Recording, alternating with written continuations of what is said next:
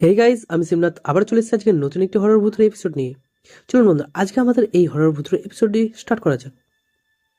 তো আজকে আমাদের এই স্টোরিটি একটি হসপিটালকে ঘিরে। Ward number 4B। বন্ধুরা, রাতের হাসপাতাল মানে শুধু নীরবতা নয়, এটা এমন একটা জায়গা যেখানে শব্দ না থাকাটাই সবচেয়ে অস্বাভাবিক। এই ঘটনাটা আমার নয়, আমি আজ এমন একটি কেস খুলছি যেটা লেখা আছে হাসপাতালের ডিউটি রেজিস্টারে, নাইট শিফটের রিপোর্টে এবং কিছু স্টাফের ব্যক্তিগত নোটে।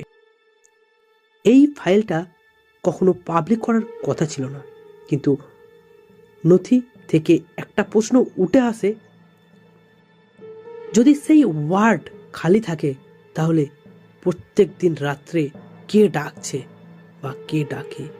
আজকের এই কেসের ফাইলটার নাম হসপিটাল কেস ফাইল।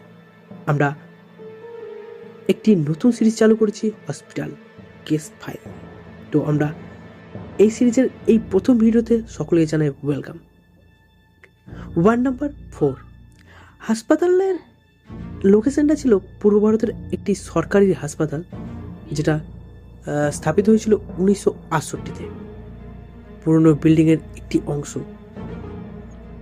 যা আজও ব্যবহার হয়, আর এই অংশেই আছে সেই পুরনো ওয়ার্ড এবং একটি সুন্দর করিডোর, লো ভোল্টেজ লাইট এবং analog bell system. Ward number 4B এই পুরনো অংশে অবস্থিত এখনো আছে। স্টাফেদের মধ্যে এই ওয়ার্ডের একটা নামও আছে। 1999-এ একটি নথিতে যা ছিল সেই অনুসারে একজন মহিলা রোগী গুরুতরভাবে তিনি হসপিটালে ভর্তি হন এবং আইসিইউতে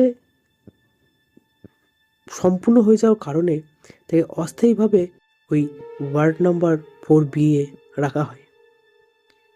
ডিউটিতে নার্সের রিপোর্ট অনুসারে রাত 2:45 রোগী অস্থির হয়ে ওঠে, বারবার বেল বাজাচ্ছে এবং বারবার বেল বাজানোর পরেও যখন কেউ না আসে তখন রোগী ঠিক 3:10 হঠাৎ মৃত্যু হয়।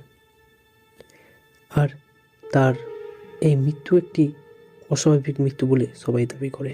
তার ডেথ সার্টিফিকেটে হাতে লেখা একটি লাইন লেখা রয়েছে, পেশেন্ট বারবার ডাকছিল, ওয়াই নোবডি রেসপন্স, কেন কেউ কোনো গুরুত্ব দেয়নি।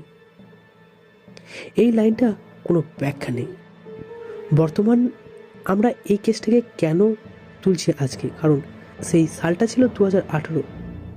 একটি নতুন নার্স ওই হসপিটালে জয়েন করে। এই নতুন নার্সটির তার প্রথম শিফট হয় night shift, ward number 4B। Duty তার শুরু হয়েছিল রাত 11টার।